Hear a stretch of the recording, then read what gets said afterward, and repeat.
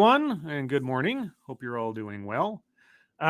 So, just to allay any fears, this isn't some kind of like major drastic announcement or anything, if that was what he might have thought. No, uh, everyone in the chat, I am not turning into a mukbang channel. I'm not turning into a makeup tips channel or anything like that. ASMR, well, buyer beware on that one. If you just like listening to me talk, you got plenty of material for that. No, I just had a exchange on Twitter where I was being asked about my Jim Jones series, and in the course of that, I said something to the effect of, "I'm in an experimental phase now," and as I said that, or typed it, I suppose, I thought to myself, I've never really done a channel update kind of video. I mean, I've talked about my channel on anniversaries and special events and things, but like talking about the direction of my channel or the content therein. I don't know that I've ever actually done something like that. So, given the fact that I have sort of diverged from my normal content recently a little bit, I wanted to at least give an explanation. But before I get into that, first and foremost, thanks to everyone who has subscribed to the channel in the recent couple of weeks or so. Ever since I hit 5,000, and and especially since my true crime video, a lot of new people have signed on, and I'm flattered, to be perfectly honest about it. As well, I want to thank everybody for the ridiculously kind and generous compliments I've been getting on my content lately. Again, especially on the true crime video, that was a big surprise because that was, oh man, that was a long time in coming. I've been thinking about doing that video or a video on that subject for several months now, but I just never found sort of like the mental bandwidth to sit down and try to work on it. And that's kind of what I wanted to talk about, at least briefly. So let me first off, thank you, Twisted Skipster. Hey, Scribbles. Hey, Skipster. How's it going? How's things? How's the family? Hope everybody's doing well. And Officer Buck, thank you so much for the hey you athletic pair, because that's what an athletic pair does. So how can I put this briefly so I'm not going on for too long? I have a busy day today. Ever since Lords of the Night wrapped up, I've been sort of taking a breather. After 4.5 years of nightly marinations in the news of the day and ridiculous articles and things like that, it's been a nice break, to be honest. Obviously, if you follow me on Twitter, I still state my opinion on current events and things, but I think I just needed a change of pace, and that has been very welcome. And I told myself, okay, well, if Lords of the Night is done now, and the thing that was sort of pushing you to that was both the feeling always on a schedule, always on a production schedule, got to get this thing done now, got to get this thumbnail done, got to get ready for the show, that kind of thing. Just having that 6-night a week, or well, in the end, 5-night a week sort of routine. If you wanted to get out of that, all right, now that you're out of it, what are you going to do? That was your big thing. And so right out of the gate, I started saying, okay, well, I made a video. I'm going to start doing this. And then I thought, I'm going to start working on a project, strangely enough, that I don't feel like I have to get out in a day. All right.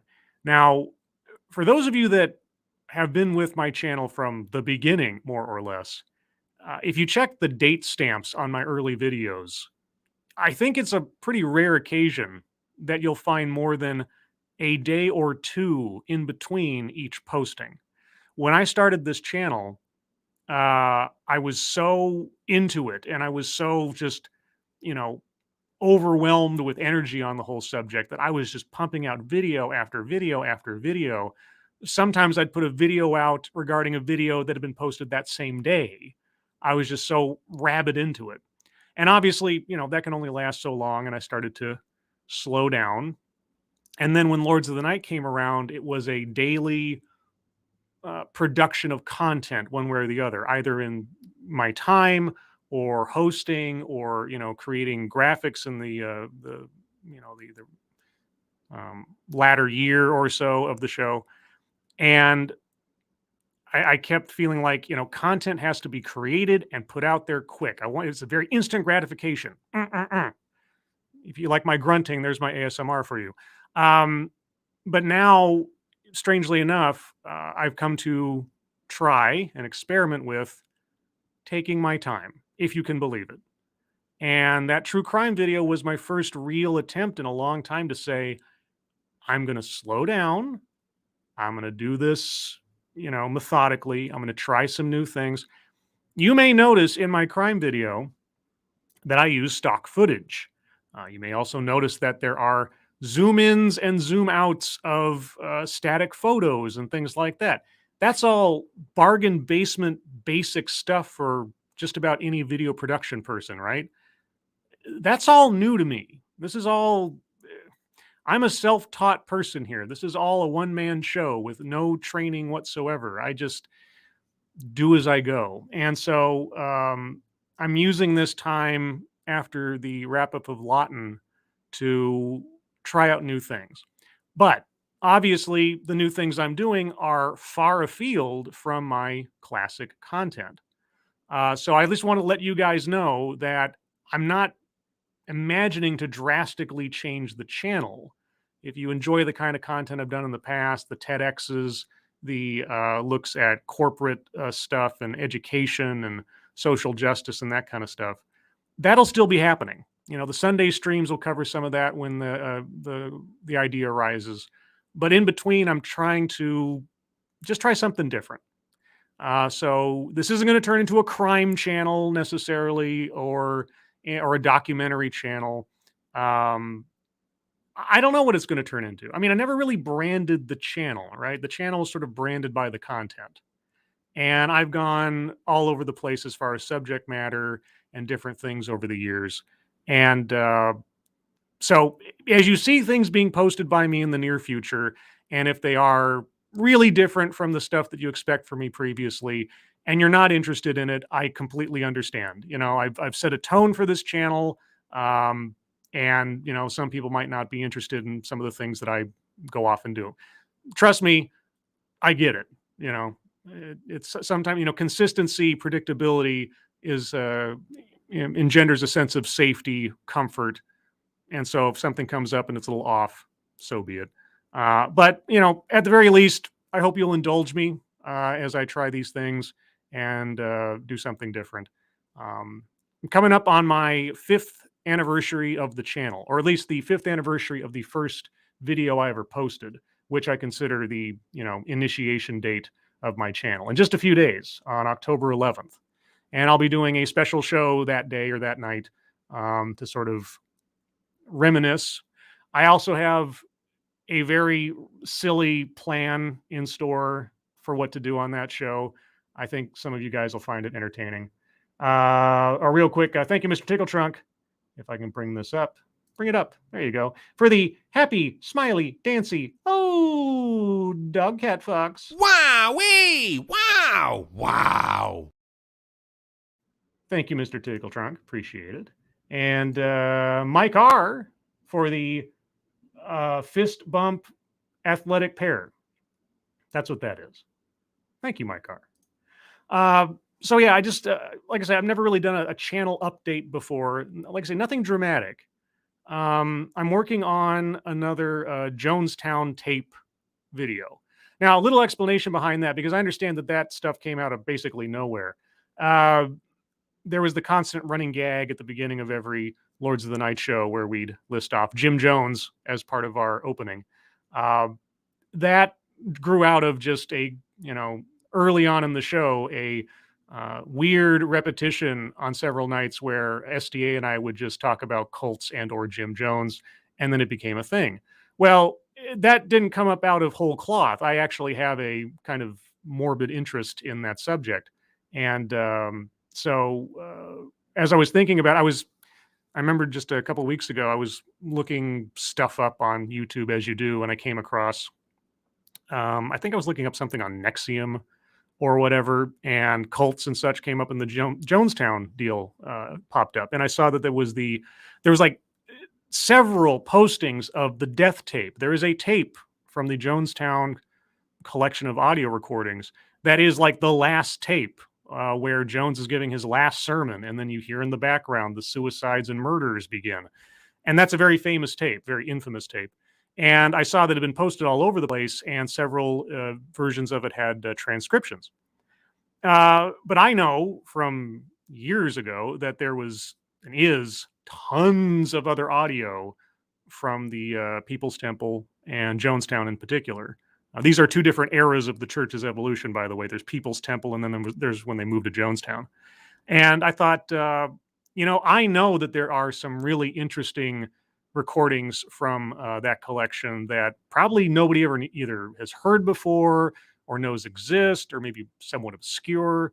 So I thought, well, everybody knows the death tape in general terms or relative terms. So I thought, well, pull out some of the other ones and put some stuff up, because I hadn't seen any of the other stuff sort of transcribed in video form. Maybe they are out there somewhere. Maybe someone has already done this somewhere out in the ether. But as an experiment for myself, I thought I'd try it out. So that's where that came from. I decided to just, indulge in one of my other interests briefly.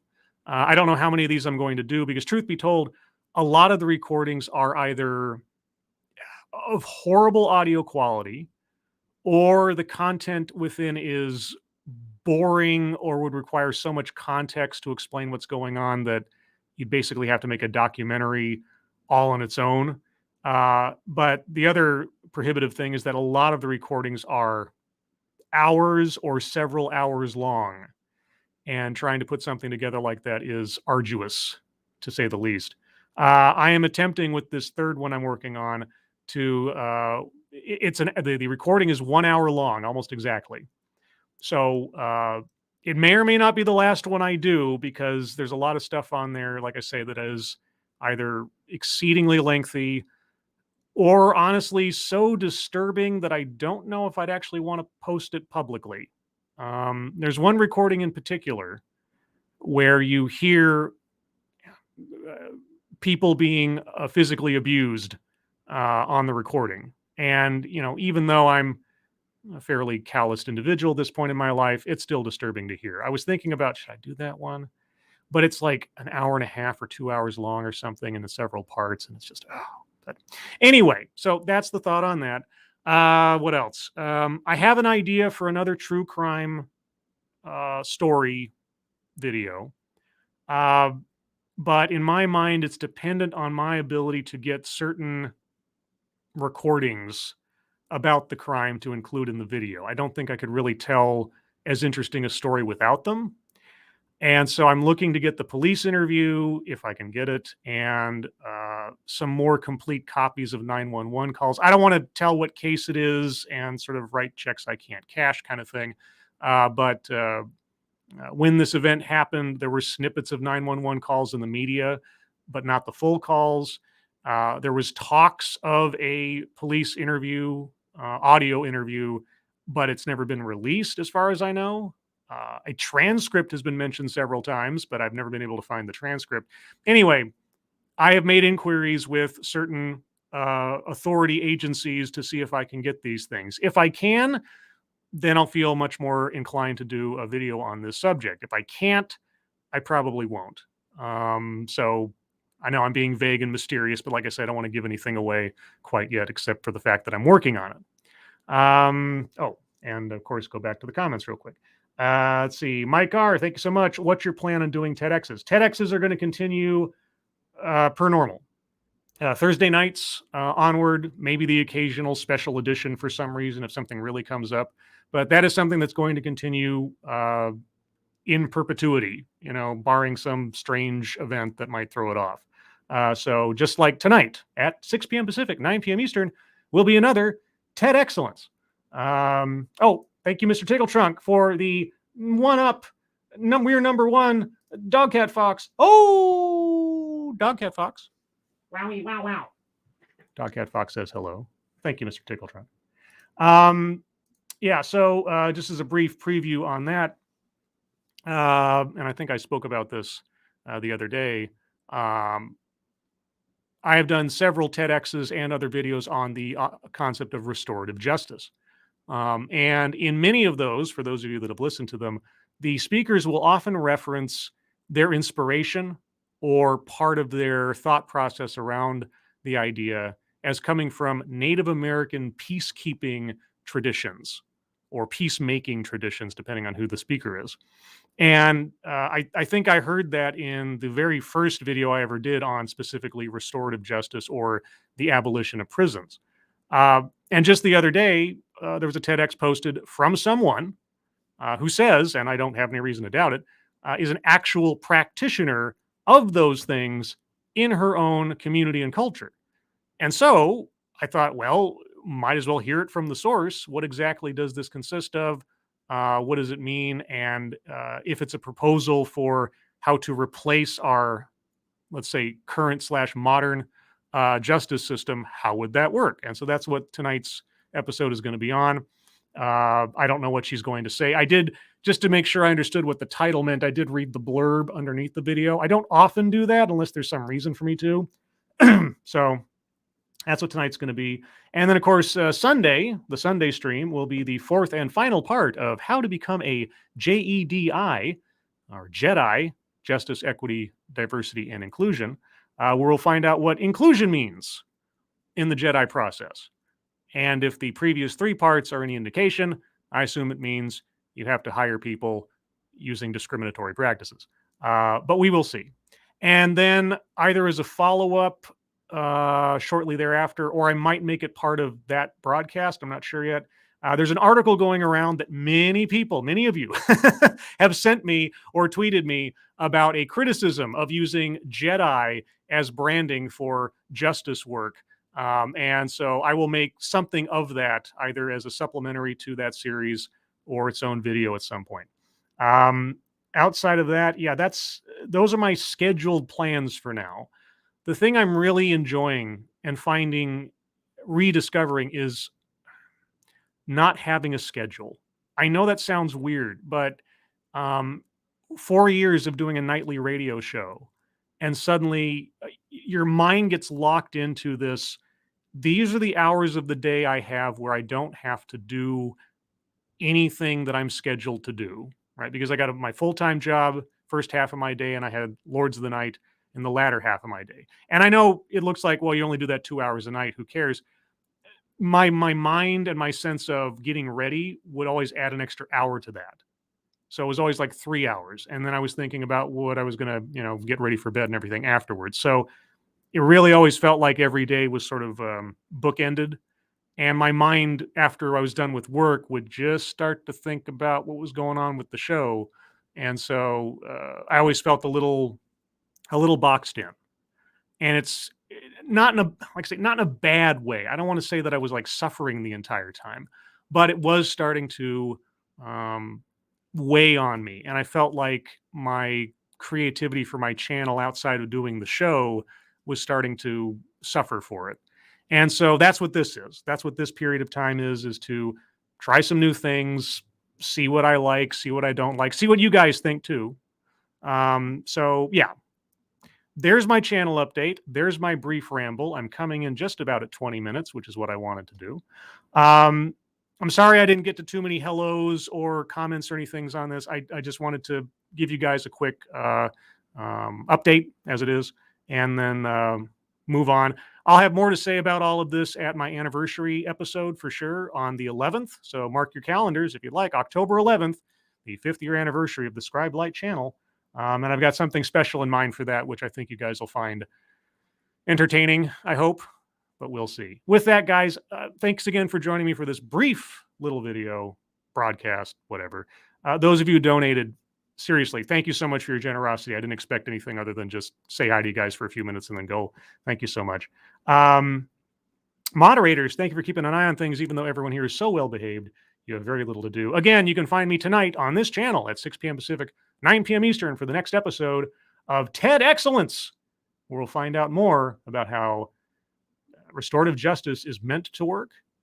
Everyone, thanks again. Hope you're all having a great day. I hope you're all safe and well. If you're not well, please get well soon, and I'll see you on the next one. Take care. Bye-bye.